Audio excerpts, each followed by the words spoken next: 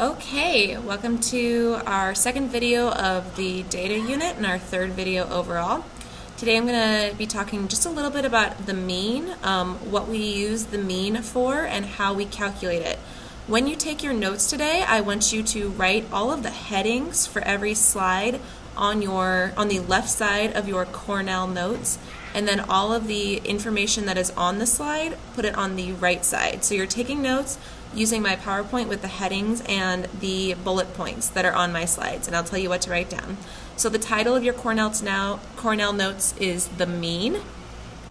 So write objective on the left side of the Cornell notes, and on the right side you write, we will understand the mean and be able to calculate the mean of a set of data.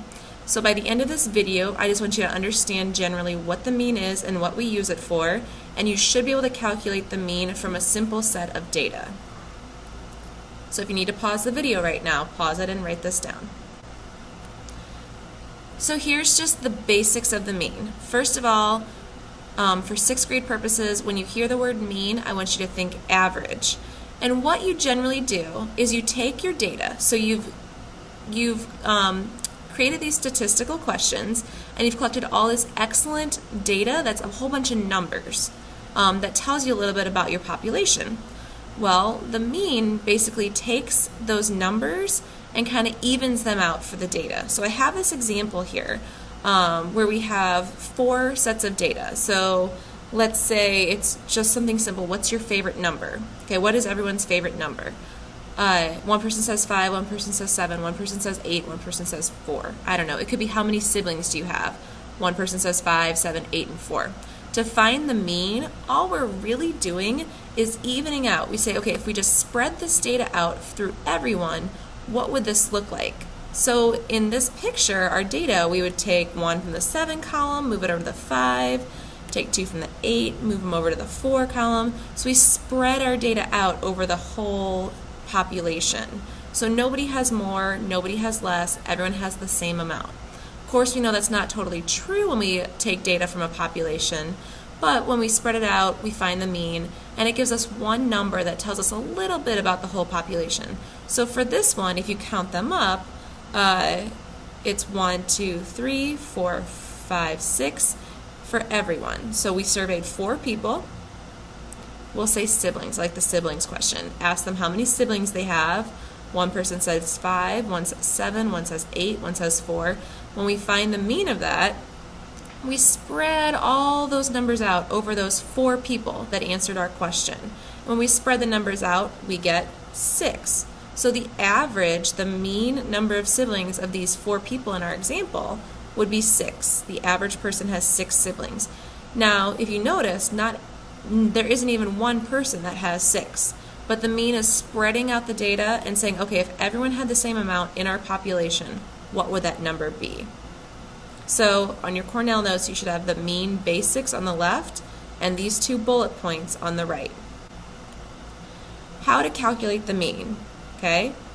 Again, how to calculate goes on the left of your Cornell notes, and this bullet point, all these words, goes on the right. So this is how we find the mean. In math class, we find the mean by adding up all the numbers and dividing by the amount of numbers we have. So you take all the numbers that you've collected when you asked your statistical questions and divide by how many people you asked. So if we're surveying all the people in the orcas and we ask them how big, what size shoes do you wear, we add up all of those answers, all the numbers for the shoes, and divide by how many orcas there are in the class that day, how many people we asked. So if we asked 17 people, we would divide that number by 17. So let's look at this example. Okay, you do not have to write any of this down. We're just going to go through this example. Just watch and follow along. So let's say we loaded up an elevator with 3 people. Okay, one person weighs 130 pounds. This is my person here weighing 130. One person weighs 190, and one person weighs 160. To find the average weight of all the people on the elevator, the first thing we do is add up 130 plus 190 plus 160. When you add up 130 plus 190 plus 160, that gives us 480. So if you add up all the numbers of everyone on the elevator, It's 480 pounds. So that's the first step of the mean, adding up all the numbers, okay? But there's a second step. You have to divide by how many numbers there are. So in our elevator example, we started with 3 numbers, 1 for each person. We started with 3 people. So we divide our total by 3. So we have 480. When you divide something, all you're doing is splitting up that number into that many equal parts. So when you split up 480 into 3 equal parts, okay, you get 3 160s. So 480 divided by 3 is 160.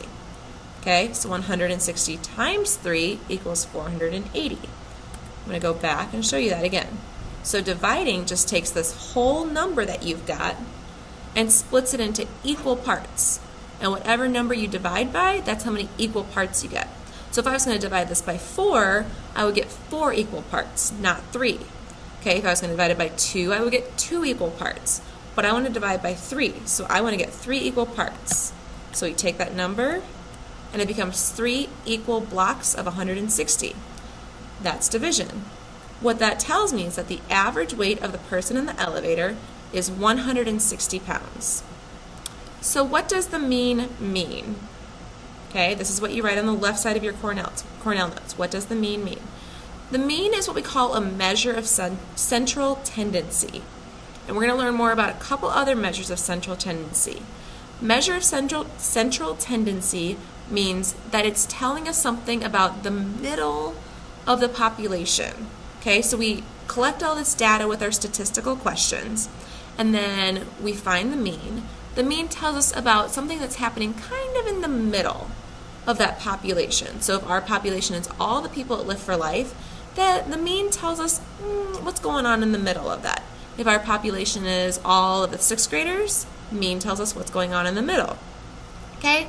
It gives one number to the entire population. Like in that first example with those pink dots, not one person in that population said 6 for how many siblings they had, but when you average it all out, when you spread it all out over the whole data, it gives you about 6. So you say the average number of siblings in that population is 6, or the mean number of siblings in that population is 6. Why would we want to know that? It just kind of makes it easier. Mean, and when we go do median, mode, and range, all of these kind of give us little pictures of our data.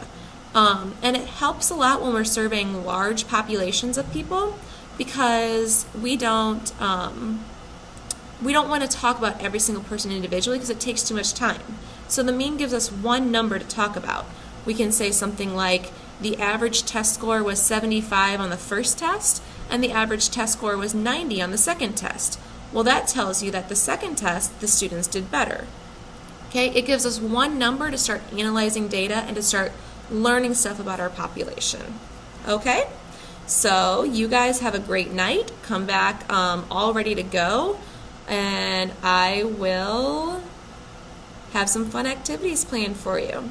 Okay, just in case I ask you for the password is 1 o'clock, because that's what time it is, and it's time for me to go to lunch.